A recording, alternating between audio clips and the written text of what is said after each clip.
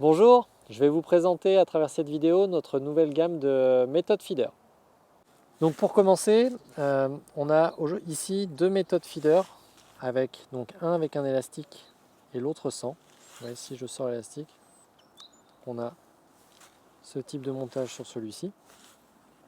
On a ensuite un hybride feeder. Donc la particularité ou la différence avec le précédent, c'est qu'on a des rebords qui sont juste là. Et enfin, on a le pellet feeder qui vient compléter la gamme. Pour revenir sur les fonctions de chacun d'entre eux, tout d'abord pour les méthodes feeder, on va avoir donc un support qui va nous permettre de transporter des appâts, des amorces, des pellets sur une zone de pêche.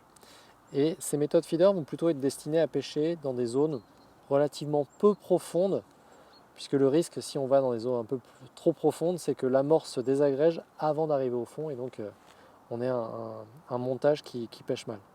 Ensuite, sur la différence des deux, vous avez l'un avec un élastique, l'autre sans. Donc ce méthode feeder avec l'élastique va vous permettre de pêcher avec un bas de ligne un petit peu plus fin et vous permettre surtout de contrer des plus beaux poissons en absorbant justement les chocs qui pourraient être liés à l'accélération du poisson, au coup de tête du poisson. Ensuite, on va avoir l'hybride feeder. Donc hybride, pourquoi? En fait, on est tout simplement sur une forme intermédiaire entre le méthode et le pellet. On va avoir un rebord qui est juste ici.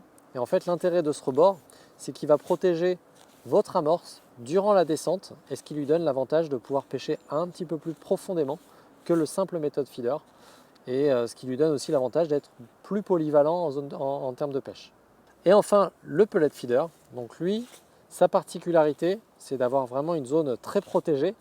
Donc ça lui donne aussi l'avantage de pouvoir pêcher en zone d'eau plus profonde, mais surtout ça vous permet de mettre des pellets à l'intérieur et ensuite de pouvoir pêcher avec ces pellets.